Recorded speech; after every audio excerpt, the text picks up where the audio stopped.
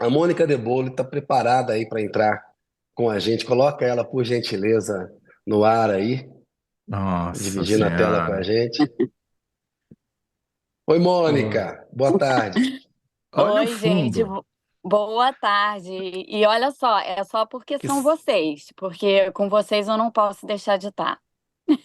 A gente Muito agradece obrigado, muito, Mônica. viu? O Toledo, ela interrompeu, como você já falou, as férias dela para falar com a gente.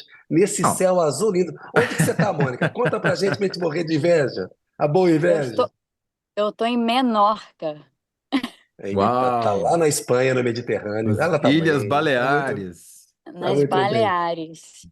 Muito merecido, Mônica. Aproveite aí, curta Esse fundo bastante. não tem naqueles painéis que a gente compra para botar atrás, Não, não assim? Esse tem. Esse daí não existe. Não, não tem.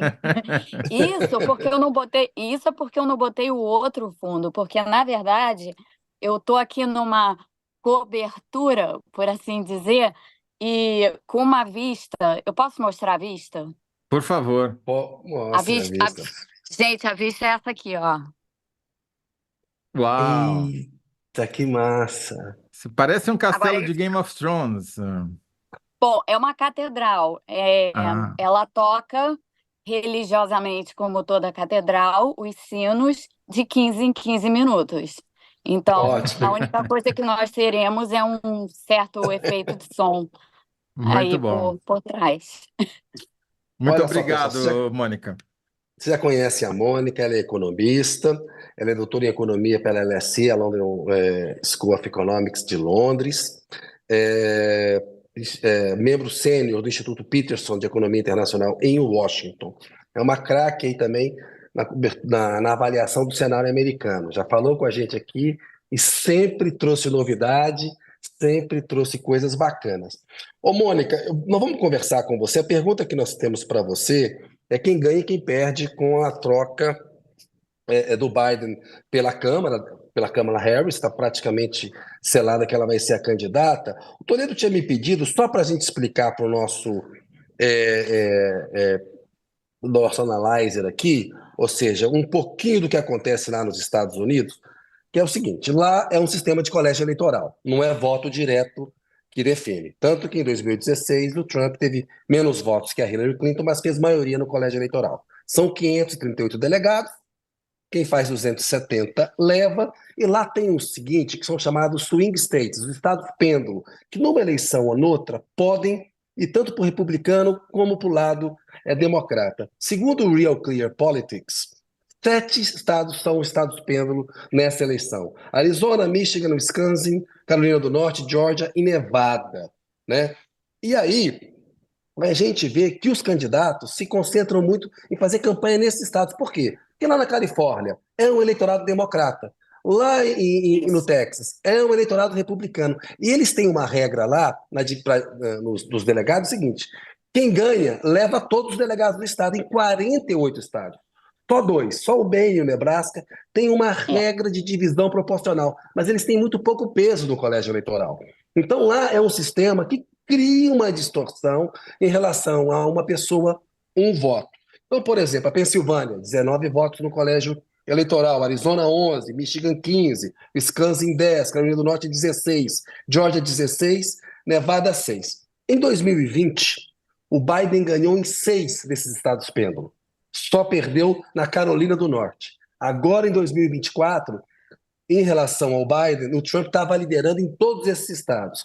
A gente tem que esperar as pesquisas com a Câmara para ver como que isso vai ficar. E daí a gente quer a análise da Mônica a respeito, com essa particularidade, sabendo, Mônica, que tem uma disputa aí. Então a pergunta para você, repetindo aqui, para a gente seguir adiante, é a seguinte: quem ganha? Quem perde com essa troca? Se tem chance real de virada? Qual que é a tua análise? Olha, primeiro, é fundamental isso que você acabou de explicar, Kennedy, para que as pessoas entendam, porque, de fato, como o sistema é um sistema de colégio eleitoral, esses estados eles têm um peso enorme. Em 2020, quando o Biden venceu as eleições, ele venceu as eleições porque os democratas conseguiram montar uma coalizão que foi inclusive uma coalizão um pouco inusitada, porque ela juntou segmentos distintos da sociedade e segmentos assim que você não imaginaria que todos juntos pudessem votar no mesmo partido, no mesmo candidato e tal, mas com o trabalho de chão, né? O trabalho de pé no chão, aquele trabalho de formiguinha mesmo que se faz lá nos Estados Unidos em matéria de política, eles conseguiram montar essa coalizão que, no final, fechou 6 desses estados. A Pensilvânia é outro estado que está em jogo e é importante, e conseguiu fechar esses estados aí a favor do Biden. Esses eleitores não são necessariamente eleitores que só votariam no Biden. Eles eram eleitores que haviam sido atraídos em 2020 pela plataforma dos democratas e que não queriam o Trump de volta. Então, o desafio dos democratas dessa vez é exatamente o desafio de 2020. Eles precisam juntar exatamente essa mesma coalizão que eles conseguiram formar com pessoas independentes que não declaram partido, que podem votar em democrata ou republicano, mulheres, principalmente mulheres pretas, nos estados do Sul, que são os estados mais republicanos, jovens que geralmente não saem para votar. O voto nos Estados Unidos não é obrigatório, então você precisa desse trabalho de formiguinha assim, para levar as pessoas às urnas no dia das eleições, ou para que as pessoas votem antecipadamente, porque isso é possível nos Estados Unidos, você pode votar por correio. Então, todo esse trabalho de fundo, ele é um trabalho muito complexo e que foi muito bem feito em 2020. Os democratas estavam refazendo esse trabalho para 2024. Só que o problema é que o Biden era percebido pelo eleitorado como um candidato cheio de vulnerabilidades e fragilidades, conforme a gente já discutiu aqui, conforme vocês já discutiram, inclusive, em outras ocasiões. Então, agora que ele saiu e abriu o caminho para Kamala Harris, que vai ser a nomeada do partido, pelo que tudo indica, pelo andar da carruagem, vai ser ela. Agora eles têm a chance, os democratas têm a chance de realmente remontar essa coalizão, porque muitas dessas pessoas que participaram da coalizão em 2020 tinham uma relutância enorme em votar no Biden, mas não tem necessariamente nenhuma relutância em votar na Kamala. Um exemplo são os jovens. Os jovens que são tão difíceis de levar para as urnas não iam votar no Biden. Os jovens em peso vão votar na Kamala. Então, essa mudança histórica que ocorreu no fim de semana, ela é de extrema importância para essa coalizão e Você ela é de acha que a extrema Câmara importância para esses consegue ganhar, estados. Mônica? Você acha que Eu ela acho consegue vencer? Eu acho que ela consegue ganhar, acho inclusive que ela tem grandes chances de ganhar, não é nem só, ela tem chance, não, eu acho que ela tem grandes chances de ganhar. Ela precisa definir na chapa dela um nome, o nome do vice tem que ser o nome de um desses estados, preferencialmente ou da Pensilvânia ou do Arizona. Tem 2 nomes que estão sendo muito cogitados pelos democratas. Um deles é o do governador da Pensilvânia, o Josh Shapiro, e o outro é o do senador democrata pelo Arizona, o Mark, agora eu esqueci o sobrenome Mark dele. Kelly. Mark Kelly. Isso. E são eles dois. Eles dois estão muito cotados, os dois já endossaram a Câmara, os dois estão muito cotados, e os dois, como são representantes desses estados, são homens e são brancos, eles apresentam na chapa a diversidade necessária para que essa coalizão, que é uma espécie de saco de gatos, para que essa coalizão se refaça. Então, o importante aqui é isso, é achar estrategicamente esses nomes para refazer a coalizão. A coalizão refeita deixa muito difícil o caminho para o Trump. E aí não é uma questão de torcida, não é uma questão de viés, é uma questão de realidade. Porque já foi difícil em 2020 e vai ser difícil em 2024. O Trump não está com essa bola toda, o Trump está muito, a campanha dele está muito voltada para a base, como nós analisamos aqui, inclusive, na semana Você tinha falado, né, passada. Mônica, do J.D. Vance, e que ele escolheu. É. Essa escolha, quando a gente olha hoje, ela faz bem para ele ou não? Ela faz muito bem para a Câmara. Ela é excepcional para a Câmara, porque o J.D. Vance é um sujeito que hoje tem uma plataforma que é, para usar a palavra correta, é uma plataforma misógina, é uma plataforma anti-aborto, anti-mulheres, anti-direito das mulheres. E o que a gente não pode esquecer é que nessa coalizão de 2020 que os democratas conseguiram puxar, as mulheres foram extremamente importantes. As mulheres saíram para votar em peso e as mulheres votaram em peso no Biden. As mulheres não estavam com vontade de votar no Biden de novo, mas as mulheres votarão na Câmara. Pelo menos essas que votaram no Biden em 2020 provavelmente votarão na Câmara em 2024. E tem uma personagem de extrema importância que a gente não falou, que é a Stacey Abrams, da Georgia. A Stacey Abrams, ela é uma política e que foi uma pessoa de extrema importância para organizar o voto dos African Americans e das mulheres afro-americanas em 2020, ela tem, com a Câmara, ela tem exatamente o atrativo e a capacidade de gerar o entusiasmo necessário entre esse eleitorado para levar essas pessoas para votar. Isso é extremamente importante. O entusiasmo na política é extremamente importante. É isso que a Câmara traz. O Trump não traz entusiasmo, porque o Trump é uma entidade conhecida. Ô Zé, só falar uma coisa para a Mônica. Ô, Mônica, fica um pouquinho mais para trás, como você estava ficando, que você fica mais bem iluminada. Isso, porque quando chega mais perto, às vezes faz uma sombra. Só para ficar, desculpe, mas é só uma direção de arte em cima da hora. Vai lá, Toledo. Não, Kennedy, eu só queria registrar que na semana passada, a Mônica, ela matou a pau, porque ela disse o Isso. quê? O tiro não vale nada, né? Em 3 dias Não vai ter já aquele efeito, esqueceu. exatamente. O Isso. vice era mais importante, o J.D. Vance era mais importante que o tiro, mas mais importante do que o tiro, que o J.D. Vance, era a indefinição dos democratas em relação a quem seria o candidato, se seria o Biden ou não seria o Biden. O que aconteceu? Os caras, no final de semana, decidiram e foi Ouviram a exatamente... Mônica, Não, ouviram a e Mônica. decidiram logo. É legal que o Partido Democrata e o Biden assistem uma análise da notícia, né? E tomaram essa decisão. Falaram, não, é isso que é importante. Não, o importante é isso, acabar com a indefinição. Acabaram com a indefinição. Foi impressionante também ver os dados de doação, né? As doações Teve a renúncia, as doações entraram que nem caminhão dentro da campanha da Kamala Harris, que, aliás, no Brasil vai ser chamada de Kamala, não vai ter como. Né? Infelizmente vai ser chamada de Kamala, mas é Kamala para quem estiver nos ouvindo. É porque o jornal aqui, Mônica, o Meia Hora, deu um título dizendo que já tá com a mala pronta, né? Aí já pegou o Kamala, Não. já. Bom, mas eu queria perguntar o seguinte para você.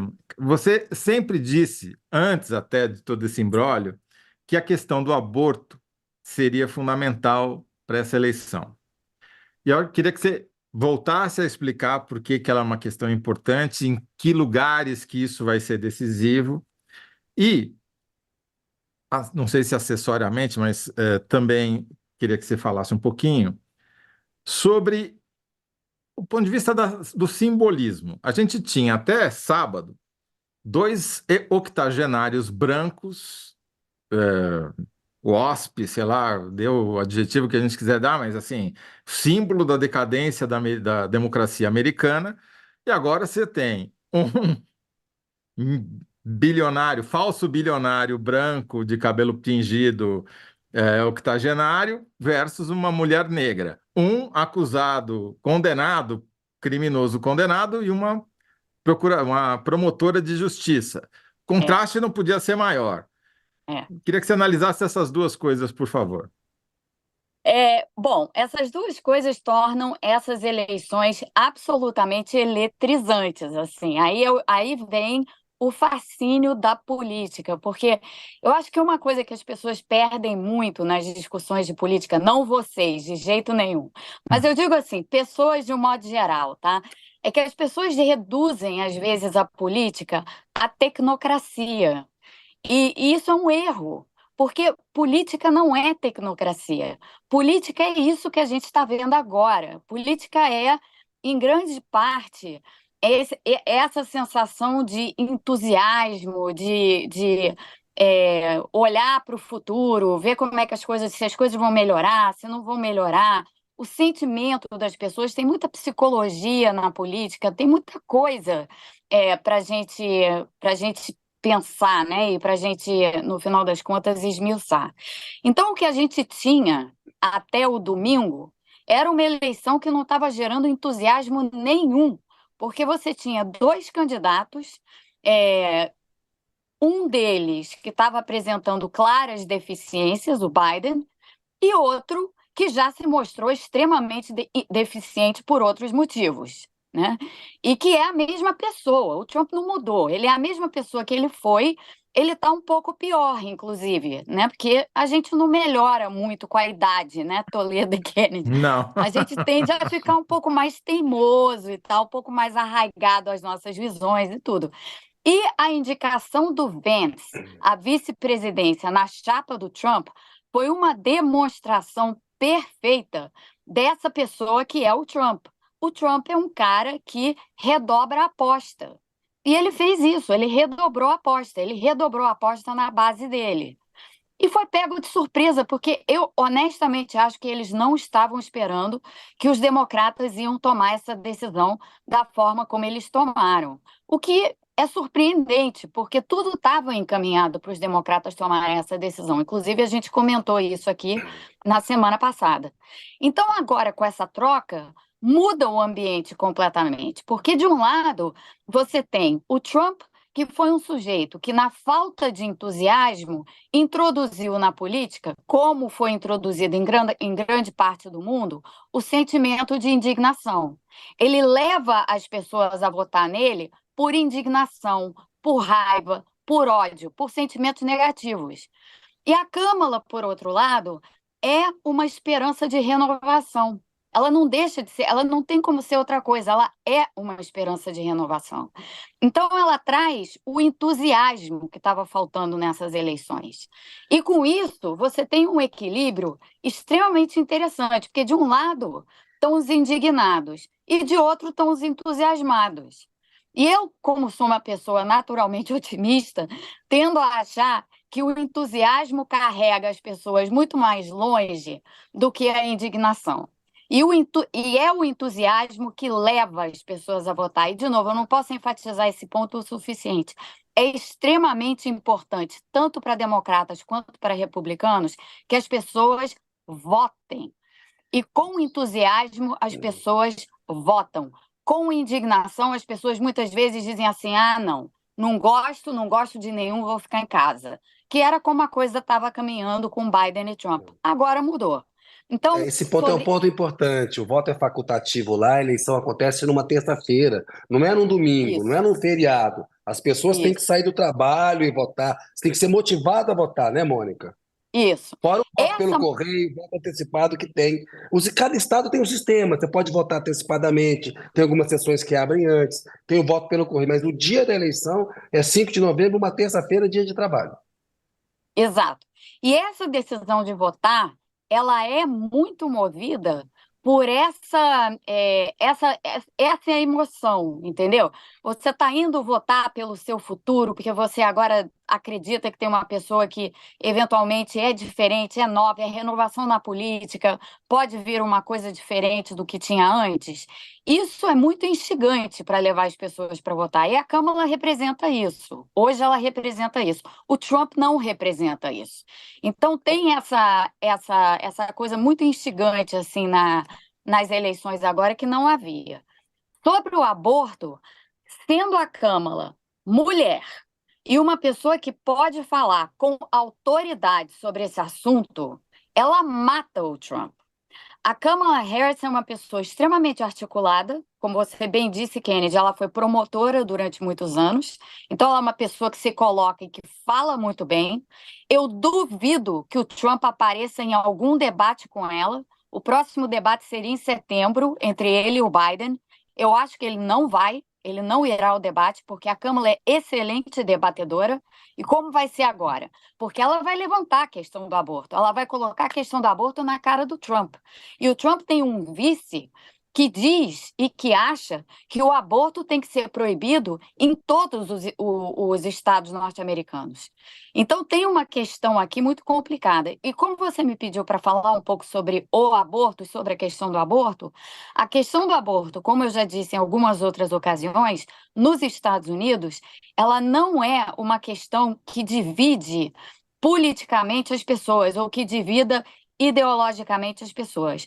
O aborto é visto nos Estados Unidos como um direito adquirido pelas mulheres e que foi removido pelos republicanos com a derrubada da lei Roe v. Wade pela Suprema Corte, que foi que hoje tem nela vários ministros indicados pelo Trump.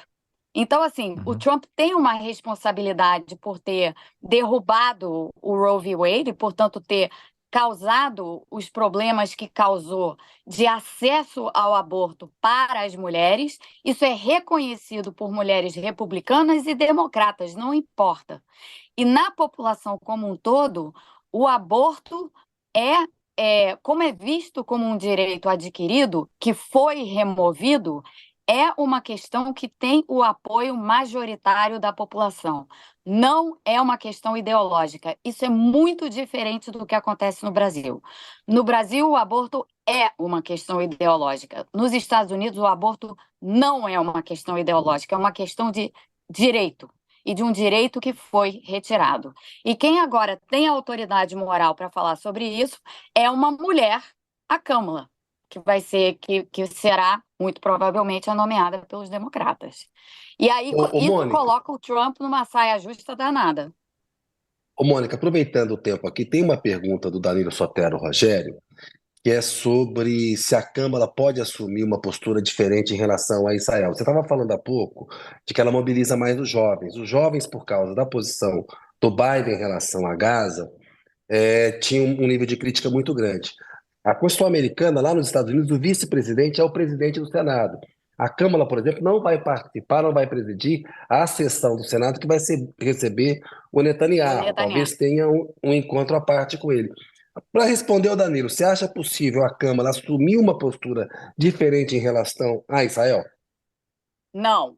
Mas para o Danilo entender claramente o que se passa, essa questão de política externa especificamente, ou qualquer outra questão de política externa na realidade, tem um peso muito pequeno nas eleições americanas sempre.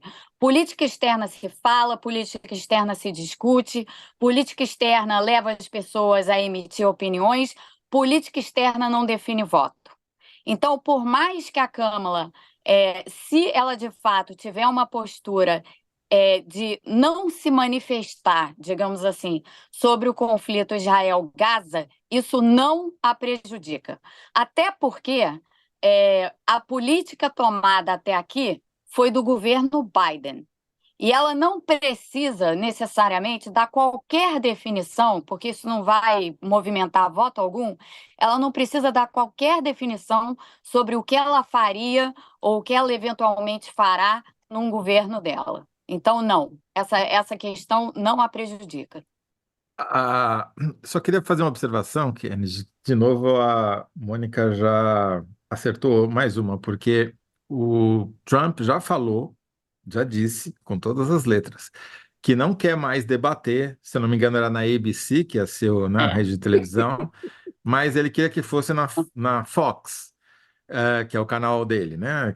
Que é, apoiou ele a vida inteira e tal. Que é o jeito dele dizer, não vou a nenhum debate, porque obviamente a Câmara não vai falar, não, vou, não, tudo bem, vamos lá na Fox, na casa do adversário e tal. beleza, é. Vamos nessa. Então ele vai. O jeito dele dizer que não vai debater com a Câmara é dizer, não, eu quero, mas eu escolho o estádio, né? Eu vou jogar em casa, É, não vou jogar na casa do adversário. Então, de é. fato, já está pintando isso mesmo, e o que é a menor diferença, porque ele acabou de massacrar o Biden num debate, né? E agora ele está fugindo do Sim, debate, é 180 Isso. graus, uma coisa realmente é. incrível. Agora, eu fiquei muito impressionado com uma coisa que você falou, quer dizer, que eu não tinha atentado. O Trump, então, escolheu um vice para enfrentar o Biden, né? Que Isso. era o cara, o homem branco, reforça a base maga de um estado Rusty chave, Belt lá. né, do Rust Exato. Belt, mas que é mais do mesmo com metade da idade. Ia ganhar pelo lado do etarismo, já projetando o futuro, como você falou na semana passada. Agora mudou o adversário. Ele Mudou pode trocar o completamente. vice ainda? Oh, espera Não, aí, espera aí. é. Não pode. E aí é que tá. O Trump cometeu um erro. Os republicanos, de modo geral, cometeram um grande erro na semana passada, ou melhor dizendo, a gente pode olhar dos dois lados. Eles cometeram um erro e os democratas foram extremamente estratégicos, porque os democratas, de certa forma, sabiam que os republicanos não iam conseguir sair de uma convenção do partido sem nomear um vice. E os republicanos foram forçados a nomear um vice no escuro, porque sem saber se o Biden ia permanecer candidato ou não. Foi o que a gente discutiu na semana passada.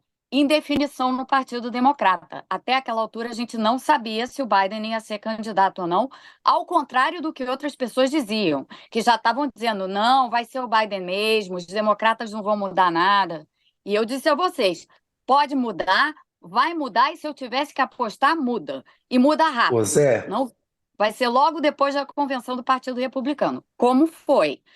Então os republicanos tiveram que escolher esse vice no escuro, e o Trump, sendo Trump, com o ego que tem, com a ubris que tem, escolheu um mini-me. Escolheu um sujeito que é igual a ele, só que tem 39 anos em vez de 78. Mini-me de mini-me mesmo, é um mini-eu, né? Ele fez isso. E que teria sido, talvez, uma boa aposta se o candidato fosse o Biden. Agora, sendo a Kamala, é o pior vice que ele poderia ter escolhido. Porque, no final, o Vance, ele fica também, é tão engraçado ver dois homens nessa situação, naquilo que a gente chama de saia justa. É uma delícia ver isso, porque o Vance fica numa saia justa também. Tem muito pouco que ele pode dizer da Kamala em termos assim de falar mal dela. Porque quem é a Kamala? A Kamala é uma mulher que tem um pai jamaicano e uma mãe indiana. E quem é a mulher do J.D. Vance? É uma mulher indiana, filha de imigrantes. Então o J.D. Vance vai fazer o quê? Vai falar mal de imigrantes? Se ele falar mal da da Câmara, das suas origens e tal, ele está falando mal da mulher dele também, nesses ô Mônica, aspectos, né? Que são os aspectos que importam para essa base anti-imigrante que o Partido Republicano tem. Ô, Mônica, aproveitando o tempo aqui, porque já passou rápido demais, mas eu queria te ouvir um pouco sobre essa desistência do Biden, e aí no sentido do papel que o Obama teve, e você falou que foi muito estratégico da parte dos democratas. Quem foram os democratas que articularam essa desistência nessa velocidade? A gente sabe que tinha toda uma ameaça de perder maioria no Senado, de eventualmente ganha o Trump, ainda vai com maioria nas duas casas. Analisa um pouco Obama e essa estratégia de mudança, como é que foi? Traz pra gente os bastidores aí. Olha, foi a cúpula do partido, os mais sênior no partido são os Clinton, os Obama, a Nancy Pelosi, guardem o nome dela, porque eu vou voltar a ela, Uhum. o senador, o Schumer, que é o senador democrata, e, bem, e o Jeffries, que hoje é o democrata na Câmara. Essas são as pessoas ao sino da igreja que eu falei que ia tocar. Boa. Essas hora boa para esse sino tocar. A pessoa que, na verdade, definiu, porque foi uma pessoa que articulou todo mundo. Quem articulou todo mundo foi a Nancy Pelosi. A Nancy Pelosi, para lembrar a quem nos ouve, foi a porta-voz da Câmara, ou a líder da Câmara, a liderança principal da Câmara, toda vez que os democratas tiveram maioria na Câmara dos Deputados. A Nancy Pelosi é a mulher mais sênior dentro do partido, mas não só a mulher mais sênior, ela é a pessoa mais sênior dentro do partido. Ela é amiga pessoal do Biden, eles se conhecem há muitos anos, eles trabalharam juntos dentro do Senado, e ela era a única pessoa, fora o Chuck Schumer, que não estava querendo muito se meter de enfrentar o Biden nessa história da desistência, ela era a única pessoa que poderia ter ascendência sobre o Biden na decisão de sair da campanha e abrir o espaço para Kamala Harris.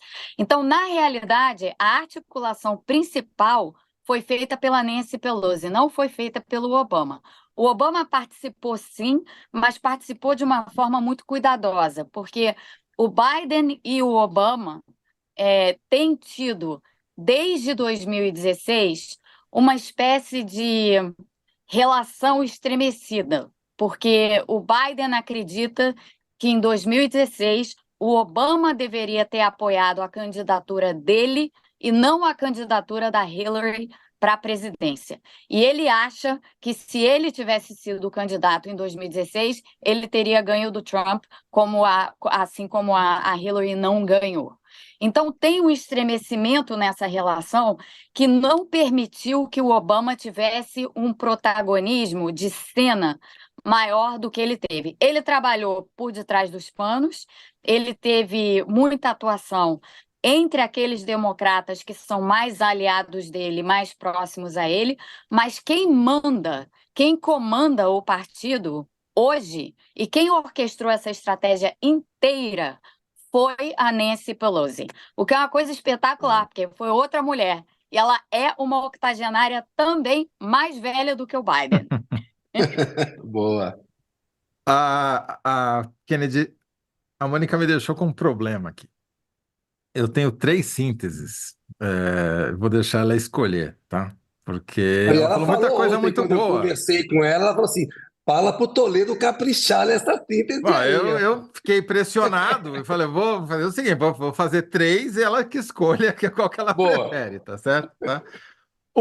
Que eu fiquei muito impressionado, que ela diz, resumindo, com Kamala, a eleição no Iowa virou entusiasmados versus indignados, que é a história da emoção na eleição que a gente sabe que é absolutamente decisiva, né? Essa é a opção 1.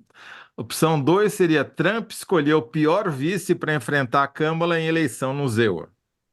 Também é forte, né? Porque pode ter. E o terceiro Kamala e Pelosi são as 2 mulheres chaves da eleição americana. Mas é que essa daí é muito boa, mas eu não sei se Kamala e Pelosi as pessoas vão saber de quem se trata assim num título, né? Olha, Toledo, vamos inovar. Em vez da gente Vamos. ter uma síntese, a gente tem uma síntese com 2 pontos. Os seus 2 primeiros pontos. Já que é Pelosi, as pessoas normalmente, em geral, não vão saber quem é. Uhum. Então tá bom. Só existe um título, mas a gente faz de conta que temos 2 sínteses, tá? Mas se for para ir com uma, Ah, vamos com a eleição agora do entusiasmo também acho. e contra os indignados. Vamos com ela. Acho bem legal, Porque é eu acho novo, que é o que vai definir no final. joga para frente, exatamente, acho bacana. Boa. Ô, Muito bom, Mônica, volte para excelente. suas férias aí. Boas férias aí, desculpa a interrupção. Muito obrigado mais uma vez. Vocês não me peçam desculpas nunca, porque eu sempre vou atender os pedidos de vocês. Opa! É um prazer Muito estar aqui obrigado. com vocês. A gente fica muito Mônica. honrado, viu, Mônica? É uma honra. A gente sempre aprende com você. Os analysts gostam bastante. Valeu mesmo. Um Aproveite monte de aí. gente comemorando que você interrompeu suas férias. Que sacanagem. Exato, aqui nos comentários e tal. Falando, E olha, olha, tem muito. cheguei Para atrasado. o pessoal que está ouvindo a gente, tem muito chão. Essas eleições vão ser absolutamente eletrizantes. Então a gente ainda vai conversar muito aqui. Isso, Boa. espere doses inéditas de Frequentes. Mônica De Bolle aqui. Mônica, um beijo. Obrigado, um viu? abraço, boas Boas férias Valeu. aí. Para vocês. Valeu. Muito obrigada. Obrigadão.